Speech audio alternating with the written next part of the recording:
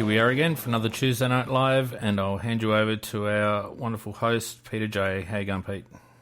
Thanks very much, Phoenix. Very nice intro there, much appreciated. And good evening, everybody, and welcome to the Adelaide Big Footy CrowCast for another Tuesday Night Live. Great to have you all along. We're happy to have with us tonight our regular panellists in Nikki and Macca. How are you tonight, guys? Very good, thank you. Could be better. Yeah, I heard you had a bit of a cold there, Nikki, so stay with us and hope you can get yourself through. I'm sure you will. I'm sure you'll battle through. And a few things to talk about tonight, and unfortunately no star footballers to interview, but that's okay. We've got star panellists to talk to you all about some of the issues, and make sure you get on and give us some messages. And if there's anything you want to talk to us about, then go for it and give us some feedback, or give us any questions or any issues you want us to discuss, and we'll monitor your comments and bring them up and have a chat about for you. All right, looking back at the weekend, what are the topics that have grabbed everybody? Oh, poor Geelong. We're so upset for them, aren't we? Not really. Not really. No, I wasn't. I was being sarcastic. Come on. It was a very, very exciting game of footy. I was out Saturday night, but got home and watched the replay, and gee, it was a really, really exciting last quarter. It was one of the best quarters of that last quarter. I reckon it was one of the best quarters of football I've seen this year. Yeah, look, another interesting aside to that is the fact that it also partly explains Port Adelaide woes, in my opinion, because as a coach, he's doing a very good job with St Kilda. That's a very, very interesting point you make, Macca. There's no question that they miss Richo, and there's been a lot of talk about the fact that Walshy having left as well, and that is at the heart of the problems at Port Adelaide. But we can certainly see with St Kilda what a great job that Alan Richardson's doing, and he seems to certainly have all of those kids on point and working in the same direction. Sprinkling of some older players, but generally speaking, a young side that they've done a really good job rebuilding, and they are going to be right around the mark in the next couple of years. Well, he also gave the rest of the competition a bit of an insight into what makes Geelong tick, and basically shut down their two prime movers, and they're vulnerable.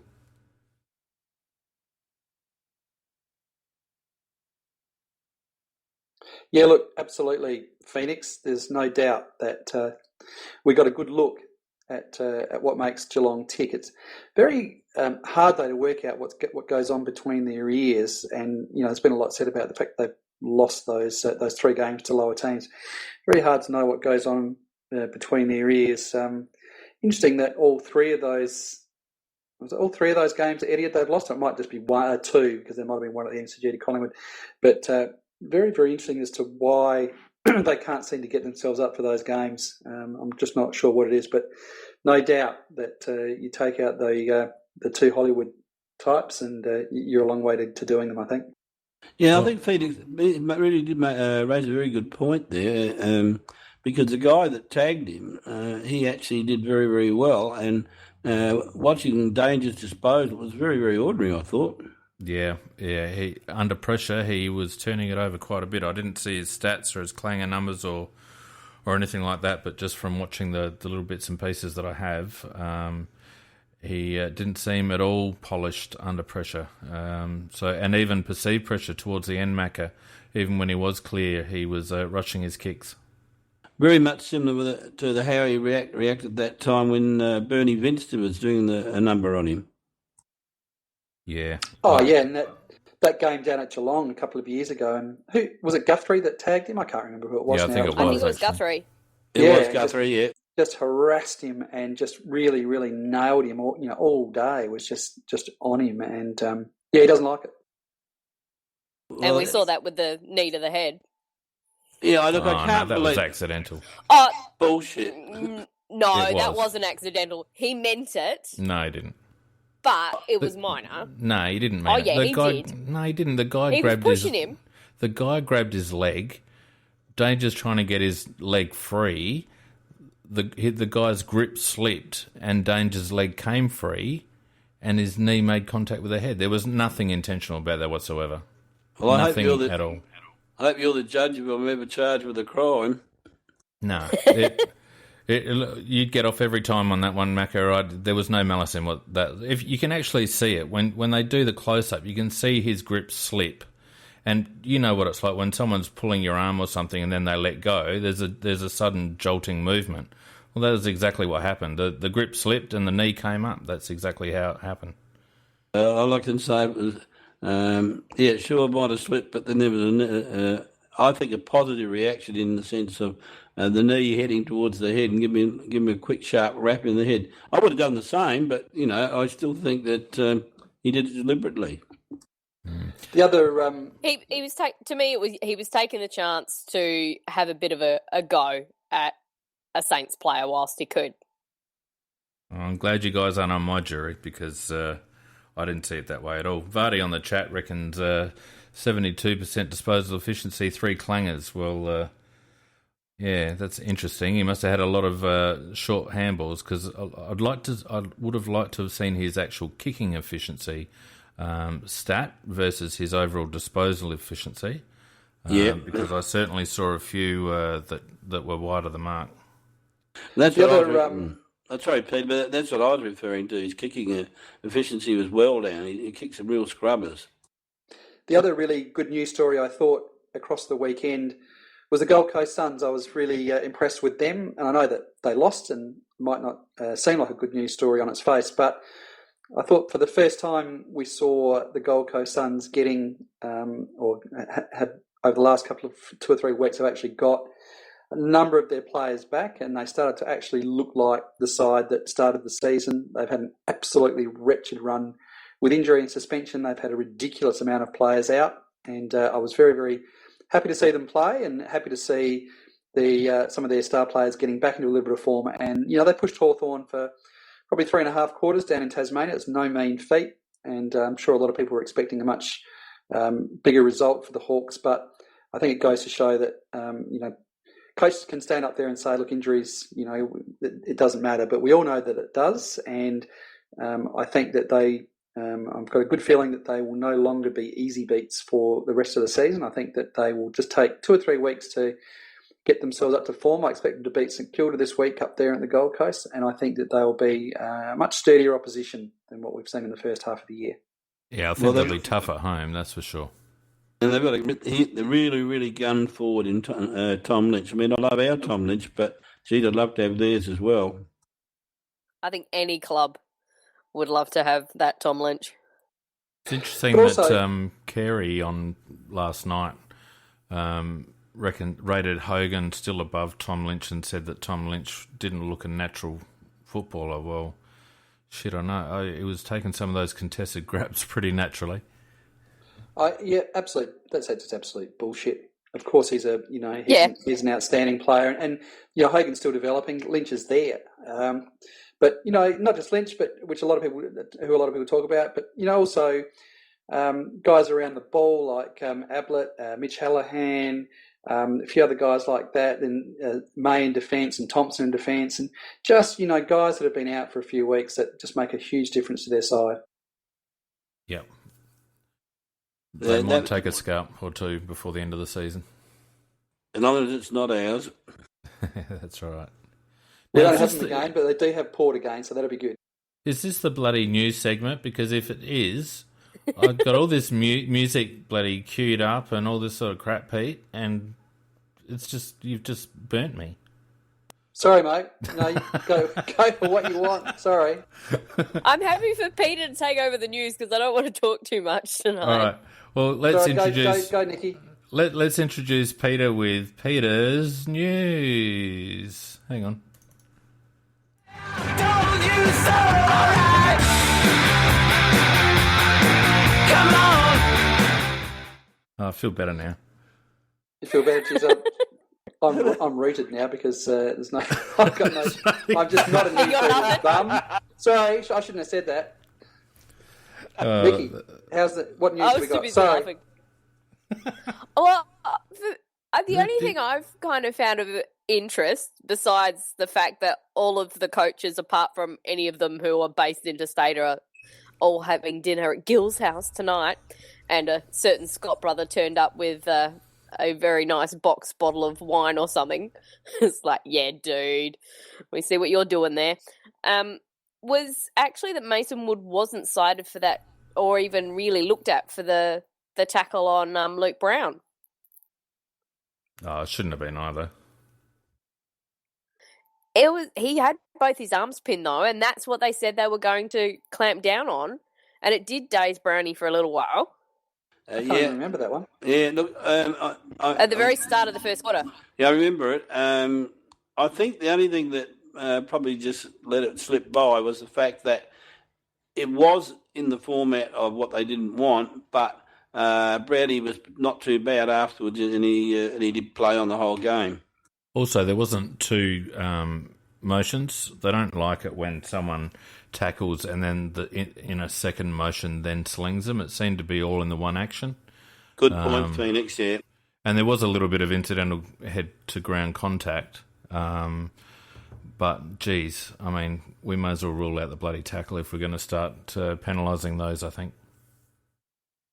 Yeah, I agree with you, actually, because when I played, my natural reaction, because I was a rover and you're often tackling ruckman, was to you use their momentum and you sling them down sideways down the ground. Yeah. And you can't avoid that sort of contact.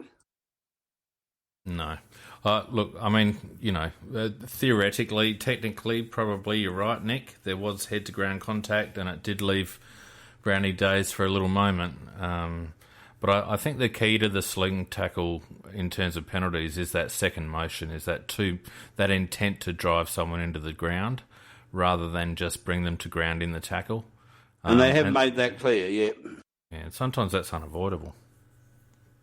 And the other thing, the big news was Port trying to be the big news story and basically making most of us laugh with their board meeting held over there. The fact that they flew over Rucci to be part of this, and then the laughable photos we got out of the stadium that's maybe played in next year. I'm pretty certain this game is not going to go ahead. Well, my only criticism about the whole thing was they did take Rucci over there, but the bastards paid to bring him back again. Well, at least Chapman managed to put a pie in his face, though. It should have bloody kept him on going to Italy and he could start his summer holiday a bit early. I tell you what, the 50,000 they got was an absolute outrage. So I was appalled, absolutely appalled that the government could give them $50,000 when, I mean, we've all heard on the radio, I'm sure, and TV and, the various places that money could have gone. And, I just think that, Keith Thomas, hang your head in shame, absolutely appalling behaviour. Really. Yeah, look, putting it very bluntly, that is just pissing $50,000 down the drain, isn't it? Yep. Disgraceful. It just doesn't. It just doesn't make any sense. Just quickly, Vardy Magic wants me to explain about the pie in the face. So there is the Ultimate Pie Challenge for the Childhood Cancer Association, which people might have seen the start of the year, where our whole team lined up and basically did a little pie in the face. So over the weekend, I think it was Rob Chapman got together with Michelangelo Rucci as part of this, and Chapman got to absolutely slap pie in his face. That's the most substance that Rucci has got out of the club all season. Yeah, true. Why isn't Rucci sniffing around the story that a state government minister who's a member of Port Power just siphons off $50,000 and just gives it to the club? I mean, who signs off on that? He'd be all over it if it was the Crows. Well and truly. For me, the issue with that is they're saying, well, it's we're giving this money to them because they missed part of the game, etc., whatever. Well, Port didn't miss the game. Their members did. So why isn't that money then actually going to the members who missed it? Because they pay for it out of their ticket. We get an allocation on top of our season ticket to pay for this free transport, which isn't actually free. We get the levy. It's just ridiculous. And then they shifted again. They shifted their position again because you're quite right. it was compensation due to the members. It goes to the club under the guise of being compensation for the trains being late. But then when they're called out on it, suddenly the position changes, and suddenly it's money to put on a show because the game's going into China. It's multicultural bloody round or something, and the game's going to China. So the $50,000 is actually to support, a pre-game show that goes into China. So they changed that. They changed their position on what they gave them the money for entirely. It's a very interesting study on who does what at a football club, because you could argue that part of Koshi's charter is to make the club financially successful, and arguably he's doing things to fulfil that purpose. Whether you agree with them or not is neither here nor there. But on the other hand, then who is accountable? Who is the general football manager or football manager operations or whatever down at Port Adelaide, who is overseeing things like list management, coaching staff appointments, that sort of thing? Because no one over there at Port Adelaide at the moment seems to be being held accountable for on-field performance, and we're led to believe that Port Adelaide exists to win premierships. Well, there doesn't seem to be any impetus within that club at the moment to win games of football. Well, that's a good point. If I was on the board there at Port Adelaide, I would be calling a review of all coaching positions at the end of the year, because they did lose some very good people in Richardson and Walsh, but what they replaced them with hasn't come up to the calibre of what left, and I think that's one of the major factors in their disappointing last couple of years. The Port Power franchise is so far removed from what the original Port Adelaide Football Club, the Magpies, represented and stood for. There is absolutely no relationship between those two organisations whatsoever. Port Power is a franchise that's being flogged overseas, and it's just I reckon Koshi's just trying to make it some kind of little cash cow sort of, or entree into the Chinese market to assist his own personal gain, because it has absolutely no relationship. It bears no relationship with the Port Magpies of the SNFL days, and to call them one club is absolutely absurd. Well, you can see that some dyed-in-the-wool Magpies supporters are dropping off because they can't associate with the club or that relate to the club for the reasons that you put forward, Pete. And not only that, when Port Adelaide put their proposal together back in 90 or 89 or whatever it was sold to the members as Port Adelaide Magpies entering the AFL. And now, if I was a Port Adelaide member 20 years on, I'd be feeling mighty pissed off because I've been sold a red herring. Well, another thing they've been sold is a bit of a lie by Kenny, who stared down the camera almost going cross-eyed, saying that we will never, ever give up. And, I'll probably reckon within 24 hours after saying that they've got out and played, and they have. And they like their mantras, don't they? They have that bloody creed and all that other crap. Just play football and win. That's what you're supposed to do. Anyway, what I was going to say. Oh, go on, Nick. Well, just quickly, is that my dad was one of those dyed-in-the-wool Magpie supporters. He vehemently objected to the way Port Adelaide went about it, and he refused to support the Power with what happened once they did come in, because he'd been a Crow supporter. He wasn't going to switch. He then remained an a Magpies supporter, but once the Magpies became the Power reserves, he's no longer. He's lost his SNFL team's gone. They don't exist anymore as far as he's concerned. And there's a couple of others. I know there's a few other original Magpies supporters around who are just like that. Yeah, there'd be thousands, Nikki. There would be thousands. Yeah, they sold their soul to enter the AFL. Anyway, let's move on. So the big talking point, which I found quite interesting, is that, and I think the media are probably focusing on the wrong angle of it, is to do with the actual Magpies who play in the AFL, is regarding, is Cloak going to get dropped again, because Darcy Moore's now available, and they're saying, well, you can't have all those guys playing together in that one forward line. And I'm going, have you guys looked at the most potent forward line in the AFL at the moment that everybody talks about being the most potent forward line in the AFL that have quite a few tall players in it in Adelaide? So why can't it work at Collingwood? No, not. Well, they actually refer. Interesting that Buckley has referred to Jesse White as playing a medium to a small role. Jesse White's playing a useless role. Yeah, well, that too. Surely Jesse White comes out for Darcy Moore. No, he seems to like Jesse White more than Cloak. Yeah, he sort of praised Jesse White up, so he's very easily pleased in that sense.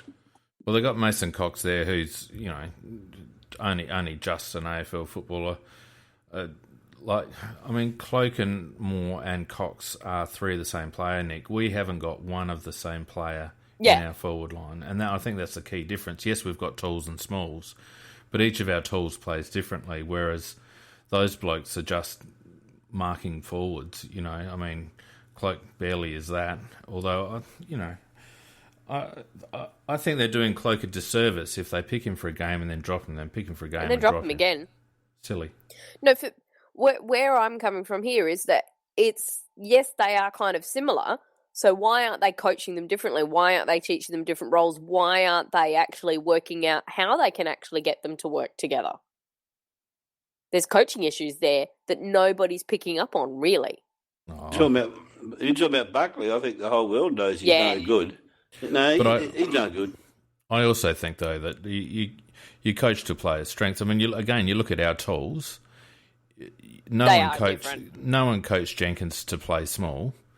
You can only coach a guy based on his strengths. And if you got, Cox, Darcy Moore and Travis Cloak, you're not going to teach any of those blokes to play like a JJ, for example. They've got their physical attributes and their strengths and weaknesses. And that's why you have various players on your list. They've got too many of the one player, obviously, in their forward line. And as it stands, Clokey seems the one that's going to drop out because he's just so sadly out of form and confidence. But I don't think they've managed him terribly well either. Sorry, can I just... No segue, I know. Yeah. Just a bit of news that I just wanted to get in there that really, really appealed to me today, just in regards to our own team. The AFL Team of the Week, which had the three Rorys. How bloody good was that? The three Rorys in the AFL Team of the Week this week. I thought that was a brilliant bit of news for us. Well, it's remarkable you've got three Rorys in the one team for a start, but then to have there's only five. Yeah, and then to make the whole three of them to make the Team of the Week, that's astonishing, really. Well, it could have been pretty astounding because we had the three Rorys. We obviously had two nominees for Mark of the Week this week, and had Rat's goal been allowed, we would have had a contender for Goal of the Week as well. So not a bad night's work, really. Was very nice. It was interesting. I heard Rory Atkins on radio. I think it was Monday or Tuesday night, and he said quite categorically that the ball was touched and that he did try and get away with one there, but they picked it up. So no issues from the Rat on that decision. No, not from me either. You could tell when they showed the replay, that finger bent backwards, so you could see that it really was touched. But I wasn't too. Yeah, but I wasn't too happy about the other two because the actual camera work to show that finger went back was quite good. It was very clear that you could see that. About the ones that went against us, the other two, they just didn't have the right angles. They didn't have, and they must have had video from other angles. Yet they kept looking at it from angles that were inconclusive all the time. I was very annoyed the way they handled those two. The problem is, Macca, that because of the types of cameras that they use for those reviews, they're not like the high def, super slow mo cameras that the coverage uses. So you've got frame rate issues. So if you don't catch the moment at the right point in the frame transition, you're going to get a blurry shot. What they need to do is have high def, super slow mo cameras in those review situations. Yeah, it's more expense, but then you're going to be able to get those reviews that are very clear because you've got a much higher frame rate to work with, so you're not going to get that blurriness. But I mean, they don't even want to install decent goal line cameras, so the chances of us getting decent super slow-mo cameras on those review cameras is probably, next to nothing. Yeah, I don't understand that at all, because I think I also read that they do have the appropriate cameras at one end of the ground, but not at the other. It probably depends on where the TV coverage is placing their cameras. I'm not quite sure, but you can tell quite clearly that when they, how they step it forward. You've noticed that they step it forward and backwards. Yep. Between each step is completely blurry, and if you notice the amount of movement between each step, it's quite considerable when you're talking a matter of inches. So they just need a camera that will give them a higher frame rate, and they're obviously not using them, or not using them everywhere. Well, it's a very good point. It's a good point you raised there. Well, funnily enough, 38.9% of the vote for the cockwombling numbnut of the week actually was regarding the AFL review system. My issue with it, though, is that if, and this was raised on the board, if somebody had actually marked that ball in the goal square, the umpire didn't call touched, the players might have said it immediately, which the North players did do so, but the mark probably would have stood. Yeah, it would have. And that's a really good point, Nikki. So you've got a double standard. If you are going to do it for goals, you need to do it for the marking situations and those kind of things as well. And we can't stop our game. I don't actually know when the whole touch situation crept into the review system, because as far as I was concerned, the review system was there for on-the-line decisions, whether it was touched before the line or whether it nicked the post. So why they started using it to see whether the ball was touched or not, I think it just crept in because they knew that the umpires would be embarrassed, or the game would be embarrassed, if they missed an obvious touched off the boot when the replays showed that it was clearly touched, so they felt compelled to do it. I don't actually think they should be adjudicating on those. I think it should be purely goal line and goal post related. That's it. Yep, absolutely. Although can I just say that as somebody who went large, and I mean large, on Adelaide 1-39, I thought the game was beautifully umpired. I thought that the and you were quite happy with the goal kicking. Was absolutely perfect, and a 33-point win was just about perfect. And as somebody that had to sit there and watch all of those behinds in the last quarter, I was just tearing chunks of hair 4 goals out of my 10, head. mate. And 4 goals 10 was an absolutely beautiful thing. Oh man, that cheer for when we hit 100 points, I've never heard a cheer for a point so loud before in my life, considering we're also a bit down on the crowd. But that was just so funny. And just another little bit of news on our club. Did you hear David McKay on the 5AA tonight? No. Can't share? He was on just after 5:30, and well, they even in their interview said to him, you've been a bit of a whipping boy over the years, but you're having a very good year and certainly justifying your place in the side and do what you're being asked to do. I gather it wasn't the same quality as his earlier interview this year, Macca? Refresh my memory on that one. With us. Well, with us, mate. Come on now. Oh, no, actually, to be honest, I didn't hear that interview. You need to listen to it. It's good. Right, I know. hang on. You're banned. Do we need to kick him out? Yeah, Mute him? you're out. Whipped me, built me, but I didn't hear it. No, it was actually really good to talking to him, and I did wonder if the club was that was possibly one of the reasons why we had him as our first interview for the year, because he is very contentious on the board. Well, he remains far and away our most listened to podcast. We've had over 750 listens. Nearly, now that we've put them in a little boxed up set on the Spreaker website, DMAC's just about up to 800 listens. And the next nearest... That's amazing. The next nearest is about 550.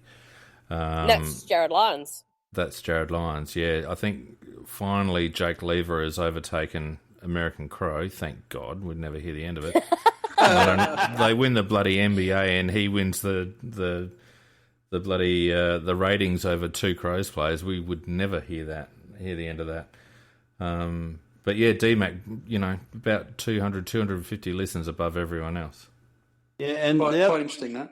Yeah, the point I was going to make there, Bickley, who coached him at the Adelaide Football Club, sort of virtually said that he had the brilliant year by his own standards, brilliant year in 2009, which was his breakout year, but has been a little bit disappointing in between. But this year is starting to show some of what he did in 2009. And I think we did touch on that when we interviewed him because of the Paddy Steinfort. What he put in the book was regarding David was needing that structure around him, and that's how they knew he performed best. And I think the way we're playing very much, there's structures and there's roles, and that's allowing him to play, bring out the best in David. I still think he comes out for Seedsman, though. But David did support what you just said, Nicky. Any other news from I around the actually place? thought he was decent on the weekend. Frito Do we really care? Frito got $1,000 for gut punching Mitch. Yeah.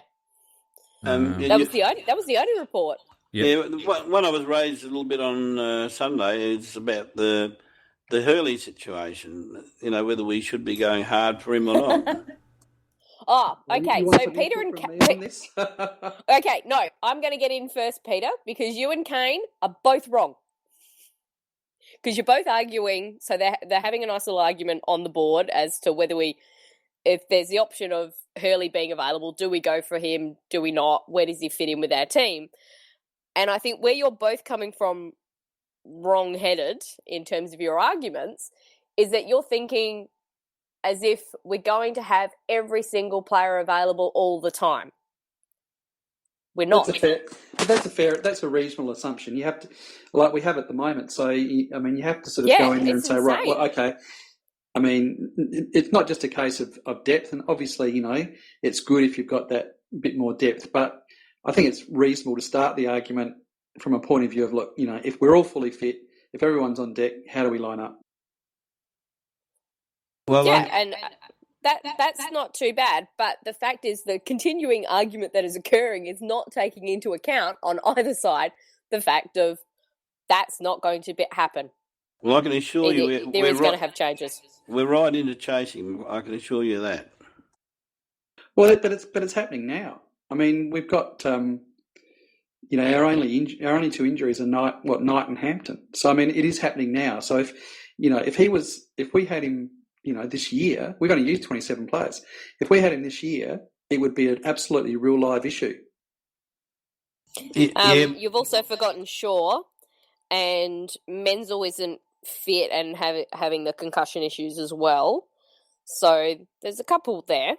Look, I take what you're saying, and that is that yes, good from the point of view of having even further tall position player depth. Yep, absolutely, tick that off.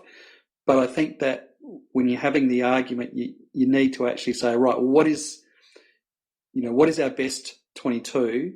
And if all of our best players are available, then how does that? I think it's reasonable that you have that argument that you say, right, well, how does he fit in to our best 22?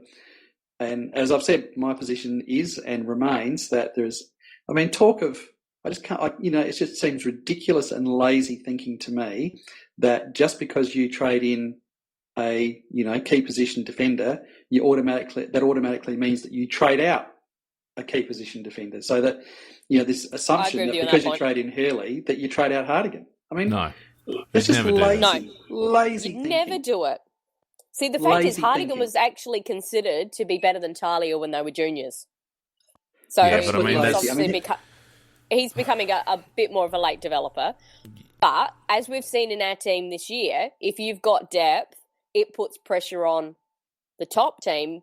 Everybody has to perform, otherwise they know they're going out. Hardigan still hasn't played 50 games. He's going to be one of the best key No. defenders in the league. And to think about trading him out just because you're trading another key position player is ridiculous. Absolutely ridiculous. And it's ridiculous to suggest also that they can't play on the same field. But Peter, you don't have to trade him out because the reason I raise it is because the debate is not so much in my mind anything like that at all, because you keep Hardigan, but we don't have to give anything to get Hurley if we are the club that he'd like to go to.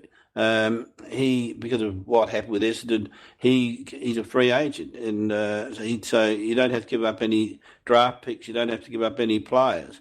Oh, absolutely, Macca. No question at all. You go 100 miles an hour at him. You get him under any circumstances, in that situation where he's potentially a free agent. Absolutely, you go 100 miles an hour at him. He's a great player.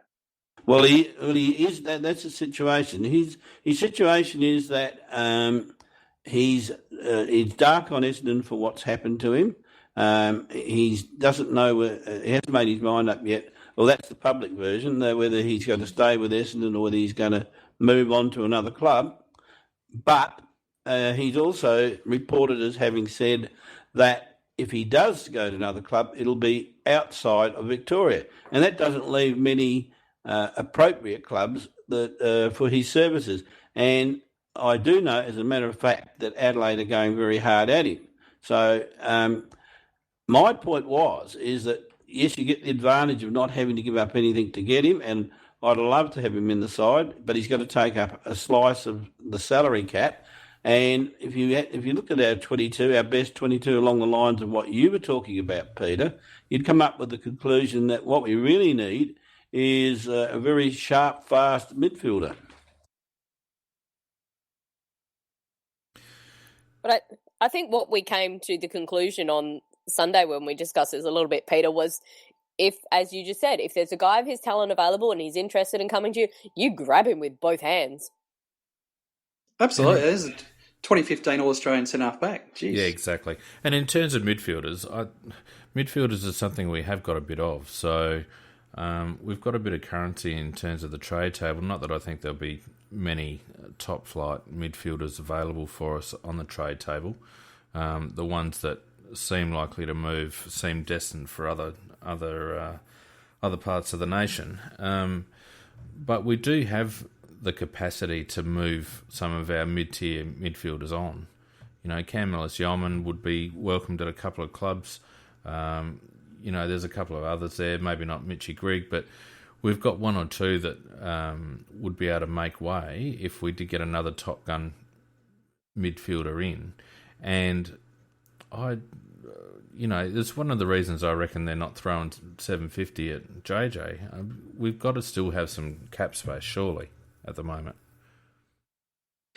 Well, I'm hoping that they're saving a chunk of it for Hurley. And I'm pleased, Macca, if you know a little bit about that, then that's fantastic. And I'm glad that we're doing all we can to get him because, further to what you said, Nicky, if you do look at it from a depth perspective, we've got very, very little.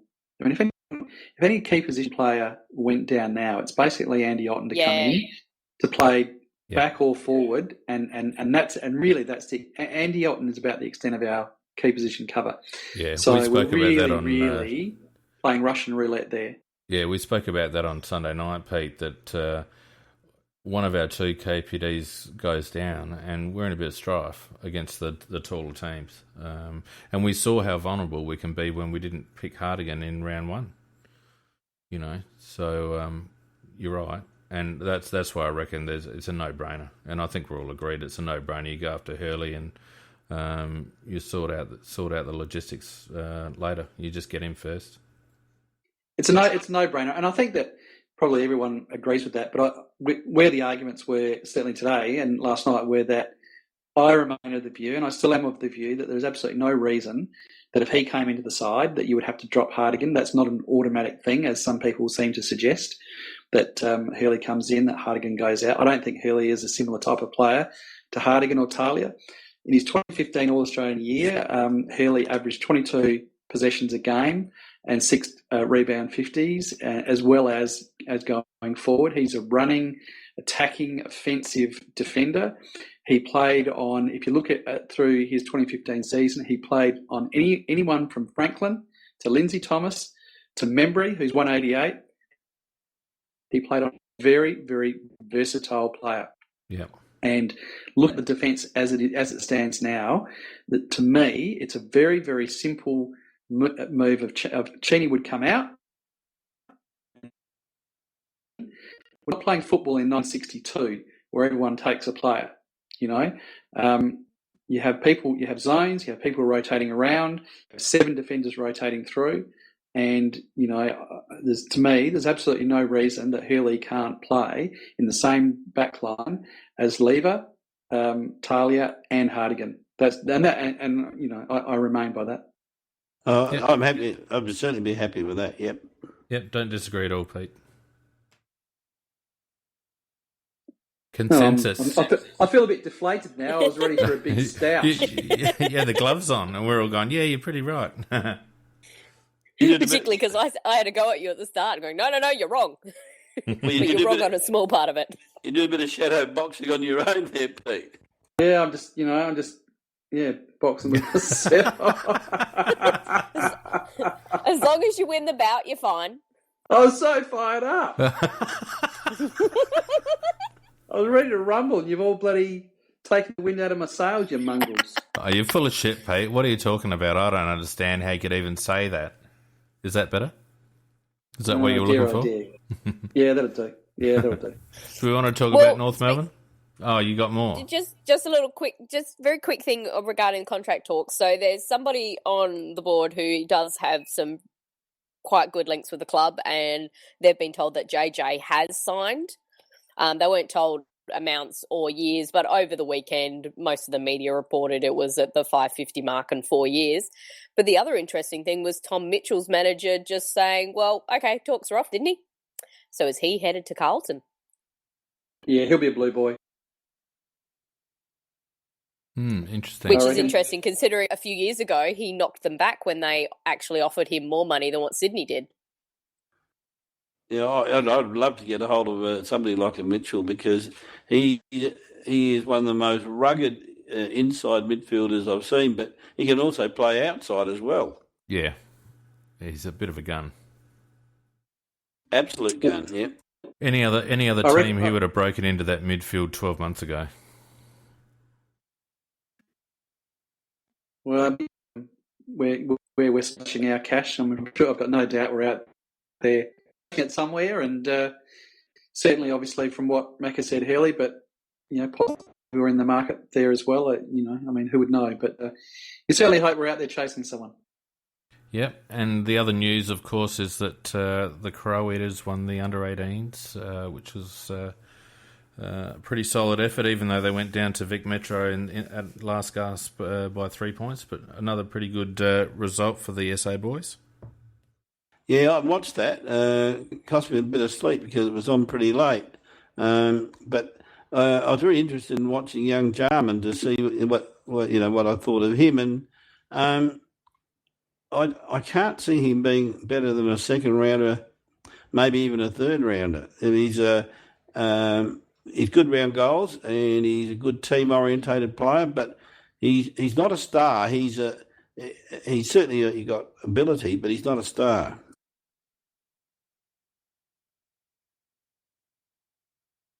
Yeah, going to be interesting to see what happens with that, and with who he picks.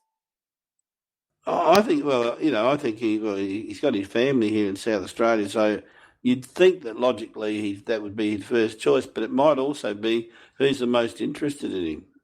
Well, I know that if his mum has her way, he'll be going nowhere else but here. Sue doesn't want her boy to go over to Victoria. Absolutely not. I don't think Darren cares quite so much.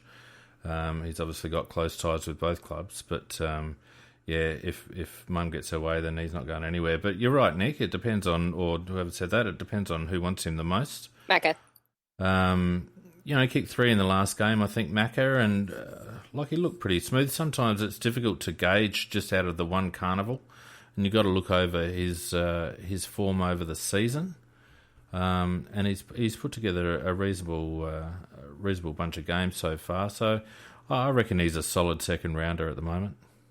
Well, he would be a very handy replacement long term for any bets. You know, a forward pocket who can also do a bit of work around the field and as a midfielder. But I suppose I'm being very harsh because I expected more because of who his dad is. But I know he's certainly worth getting, but it's a question of how far should we go in the bid. Yeah. Anything else, Nick? No, that's all. Unless we want to do the cockwomble. I was going to say, Phoenix, have you got any music there, mate? Do you need? Have you got queued up any music you want us to? I've got take so a much count off? music. I assume we're going to talk a little bit about the North Melbourne game, are we? Do you want to Yeah, do so that, Peter Pete? can have his say. Because I know you feel left out, mate, because you weren't there on Sunday night. Yeah, look, I was at the game on Thursday night. Hey, whoa, wait a minute. Jeez. She's very shameless tonight. I'm just going to put you on mute, Pete, and play the highlights, all right? The last 24 hours has got me pretty aggressive, I have to say. Right up. And then kicks one of the goals of the year. Review completed. The scorers are behind. It's touched. So there's the end of the goal of the year. Laird takes them on. Couple of tackles. Sloane can't quite. Quick kick away by Atkins. And that's a second very good kick by Atkins. Not quite as spectacular as the last one, but they've opened it up. Cameron now Walker's on. And Tex might load this up. Jenkins is running hard. Walker caresses it. Wants it to roll on. Lynch is running hard. He'll get there first. It's a goal. It was a long time coming. It started with Atkins in the back pocket. Gibson, Del Santo, little one, Demont, did well initially, then gave it up to Atkins. Bullet to handball to Lynch. Here's a chance for Douglas. The Crows, they get their second. Douglas gets his first. Reggie McGovern, that's a strong mark, but disappointing for North. First season player. Brother, of course, very impressive at West Coast. He struck it so well. It's a great goal. Beautiful kick. Walker knocks it down. Lynch, the beneficiary, give to McGovern. Pulls the kick, clever in the end. Well done. Back to Walker. And Jenkins charging a one-on-one contest. Roos defenders getting back. The skipper, he's gone long and strong. Well done, Tex. He's got his second. Jacobs and Goldstein. Well done, Goldstein. Demont out the back. Harry kick. Laird goes back with a flight. Courageous from Laird. Brilliant. Small man against Brown, who's so much bigger. Never flinch. Shave back, fortuitous run. AJ Atkins again with a beautiful move to fall forward. McGovern. Betts, brilliant. Wonderful. What a goal. Magic, that is. McKay bending the back, getting some good distance. That's a very good kick to fall forward. Jenkins stayed down. Jenkins gets the goal. His first Adelaide kick away. Bit of a hit and hope. Jacobs flew, knocked down. Well done, Lyons. Quickly to Lynch. Fed it back to Matt Crouch. He's been good. Over the top to Laird. Now inside 50. Out the back, lurking about the place. Cameron, so too. Atkins to Cameron to Atkins. Open goal beckons. Crows out to a 20-point lead. Brad Crouch getting better and better as this game goes on. Terrific tackle from Thompson. And then Matt Crouch kicks his second and ices the cake.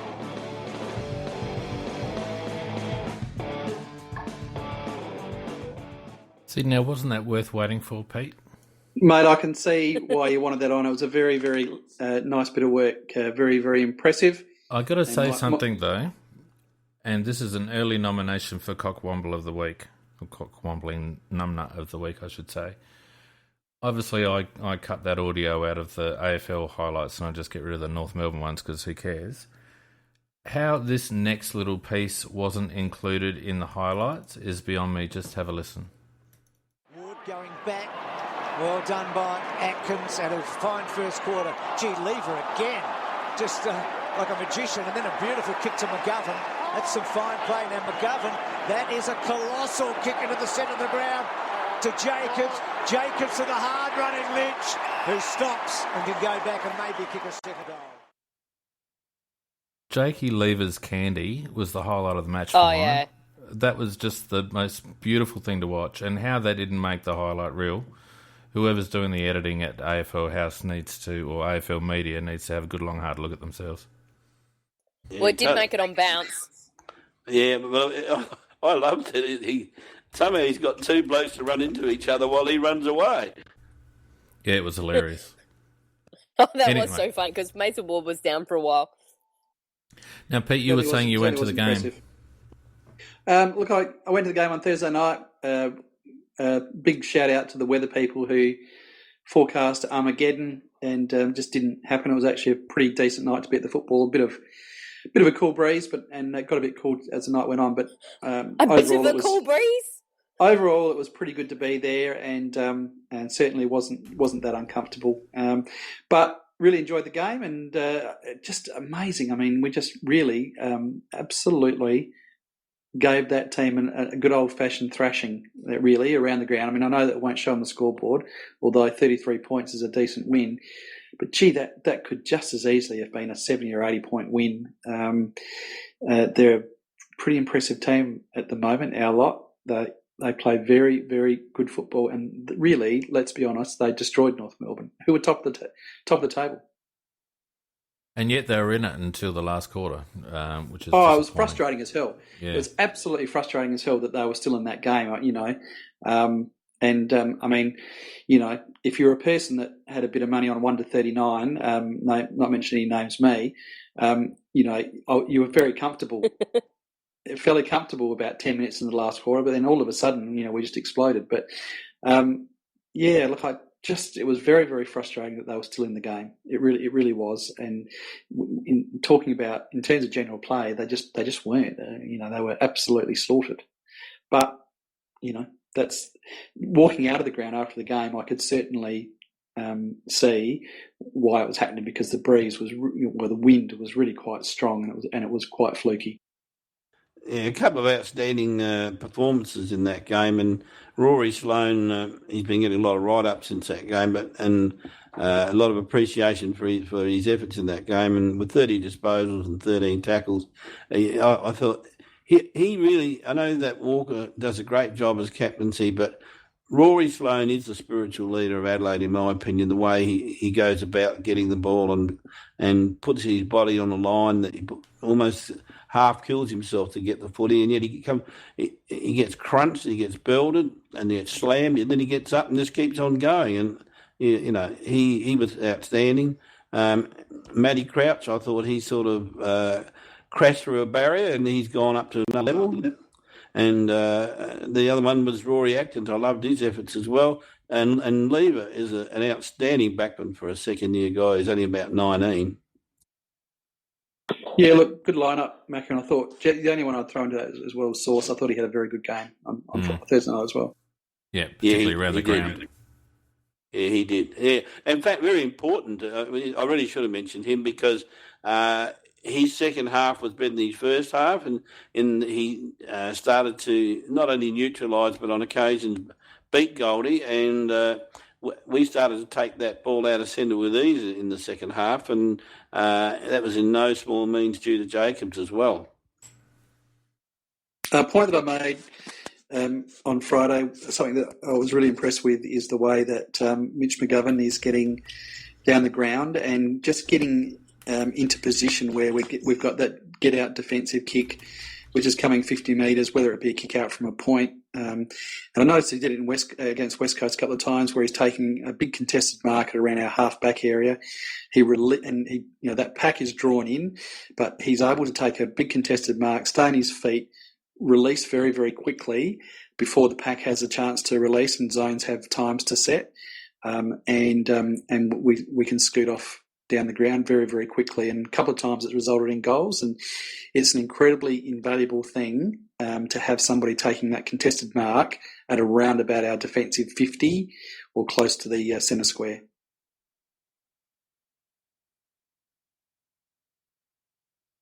And there was silence.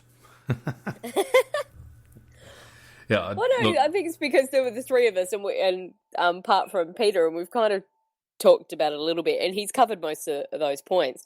But the one thing I found quite interesting is somebody said that our last quarters, we've only conceded, 1 goal 9? So I'm not sure about that, but no, I know definitely I think it's only 9 points in total, Nikki. No, because Perry kicked a goal in the last. North Melbourne, they only kicked 1-1. West Coast didn't score. What was the other one? Petrie, you mean? Yeah, Petrie. The old dude. Yeah, the token one. Sorry, if we've covered most of the North game, should we just quickly hop on to the having a quick look at the Melbourne game before we finish off with the Cock Womble Award? What do people? I think we'll belt Melbourne on the weekend, but what does everybody think? I was getting Yeah, a worried lot of about other Melbourne. people are. Yeah, but see, for the main thing is that it's the date of the game and what that game means to the team. It's going to be so. I think Melbourne really need to watch out because we've seen what our team are doing this year in terms of galvanising and making sure that particular games that they're setting themselves for. We know early in the year, so like the Western Bulldogs and the Hawthorn ones, it didn't quite come off.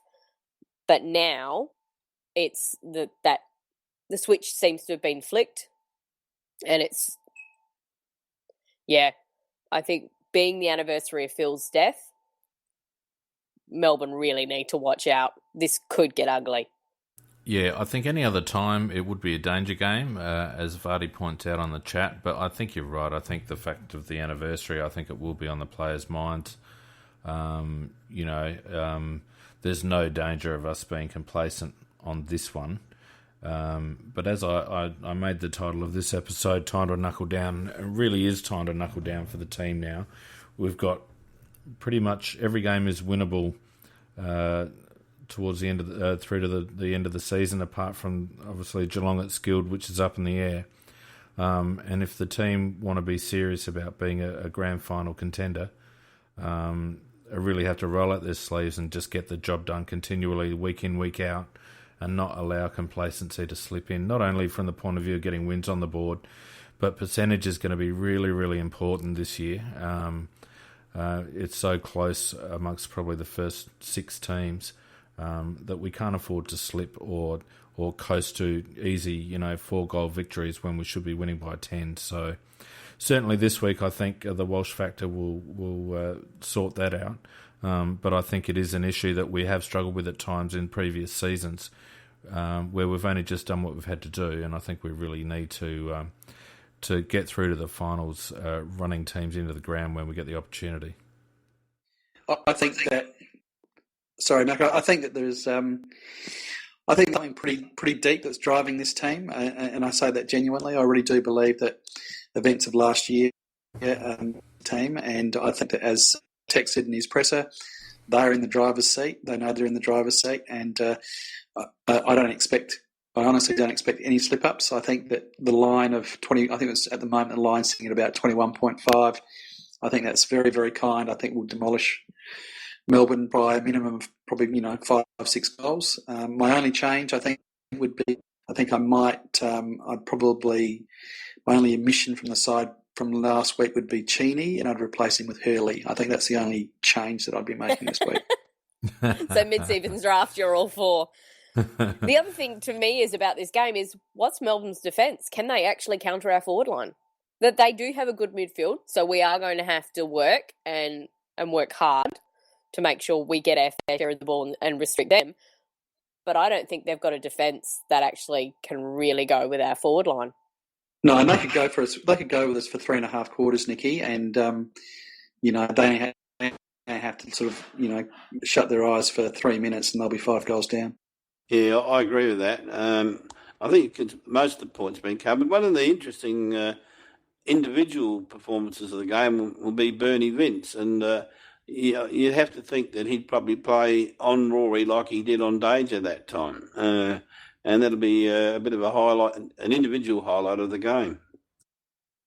And considering Rory goes out to the wing at times, that's going to be a bit interesting. Yeah, Danger's an easy target because he's always in and under. Well, he certainly was last year when he was playing for us. He's developed a little bit more outside this year for the Cats, but certainly last year it was quite easy for Bernie to blanket him because, when you're looking for Paddy, he was always at the bottom of the pack. So Rory plays a bit differently, and I don't know whether Bernie's got the capacity to keep up with him, because Rory would have to be one of the top 5 gut runners in the comp, I'd imagine. Yeah, I agree with that. But it'll be interesting to see. It's something that I expect anyhow, that Bernie will go to him, because he did a very good job on Danger, I thought. But you're quite right. There is a big difference between the two, in the sense that Rory can play outside and inside, and we might find that he might deliberately play a little bit more outside and leave the inside grunt to Tomo and a young Crouchy. And the Crouchers. There's 2 of them. Yeah, well, I keep forgetting, Brad, because Matt's become the more senior one in terms of getting the ball. Well, and Sloaney's not as much of a princess as Danger was either, so I think Bernie could rough him up, and Rory just probably give him a laugh and go and get the agate. You know, I don't think he's going to fire up like Danger did last year. No, Vince. We're probably all agreed. Vince was on. Yeah, Vince was just on AFL tonight. They did ask him a little bit about the game, because he did catch up with Tex over the weekend, and what he said out of it was that he and Tex basically had a conversation about who's going to bump who first. Fair enough. Yeah, I reckon we're pretty comfortable this week. Yeah, I think we'll all agree we'll get over the line this week. Heading towards the end of the show for this week, and Nikki, are you able to just Pete, you're going to burn me again. Pete, you're going to burn me again. Play my music. No, I'm not going to burn you this time. We've got the Cock Womble of the Week award. Mongrel?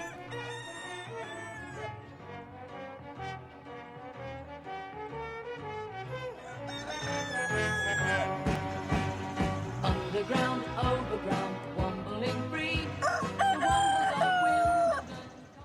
That's gold. Well, were quite there were quite a few very good nominations this week. We have actually talked a little bit in depth about one of them, which did get the most number of votes in the poll, which was the AFL review system. So basically, the AFL's created something and then not actually really thought about how it's going to work, and continually changing the goalposts and not telling the umpires how they've changed the goalposts. But the other nominations included the Hawthorn Guernsey designer for consistent creation of some of the most horrible things ever we've seen, because that was just awful on the weekend. I know some people said they like it because it was better than other ones, but that's a very low bar they had to get over. Well, aren't the Hawks usually poo and wheeze? Well, now it just looked like poo and some sort of... now it was just a poo and a nasty rash of some sort. And the fact is that it was so close to the Swans colour as well, with the red, and they had red socks on and Hawthorn had pink socks on, and I'm just... The little snippets that I saw, I was just like, I'm sorry, AFL, where's the clash? Because there's definitely one going on there. Pete raised it a little bit regarding the media, or about the bomb and the weather report. It wasn't actually the bomb, because if anybody cared to check the weather report in detail, what they would have seen was that for the game time, it was actually going to fine up and it wasn't going to rain. It was going to rain after, and it was going to rain just before.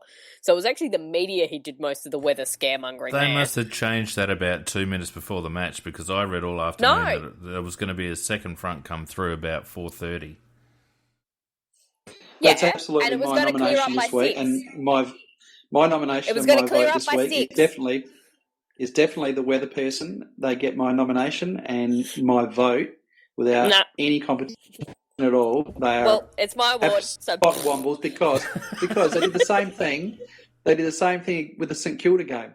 The St Kilda game was going to be wet and not a touch of rain, and then they've done it a second time where they were people bloody going for sandbags. So that's the media. Pete, I'm with you. It's the media, not the bomb people. Excuse me, I took 2 kids to the Saints game, Pete. You're absolutely right. I had 17 suitcases full of raincoats.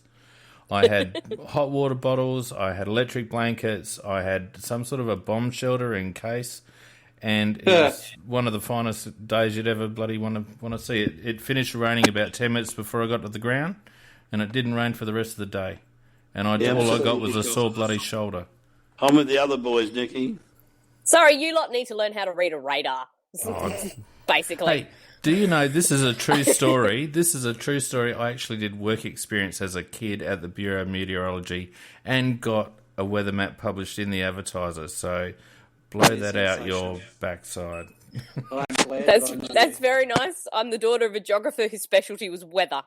One of his schools actually set up an entire weather station. Now we know that you've got a conflict of interest in handing out the award this week. That's right. You should abstain. You should remove yourself. I don't have a conflict of interest because I don't know anybody at the Bomb, who are actually, incidentally, one of the best weather Oh my people God! in Come the on. world. Right, No, they are. The I'm going to move on to the next one. To the Bomb. No.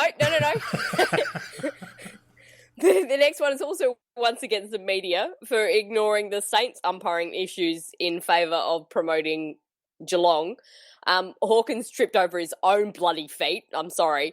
Being a clumsy does not entitle you to having a free kick. Go But he your didn't get way. one. He didn't I get know, one. but they were all complaining that he should have because he got tripped. Yes, over his own feet. So who are you nominating? Cat supporters. Still The media. Oh, the No, the media. media in the that Bomb. respect. No, No, Chris still Scott. No, Chris Scott acted like a bear with a sore head over that. He did. Oh, I did him. Right, we're just about out of time, Nikki. Have you got all your nominations in? But It's I the think Bomb. So we can all say Bomb. it's not the Bomb. No, Yeah, it's it's a actually the Bomb. AFL review system. It's the AFL review system because that is the thing that we did talk about the most earlier, and it's something they really need to fix. Have you, Nikki? I'm giving it to them. Have you heard about the CrowCast review system? Too bad, it's my award. Rightio, so it goes to the there we go, the Cockwombling Numbnut of the Week award goes to the AFL review system.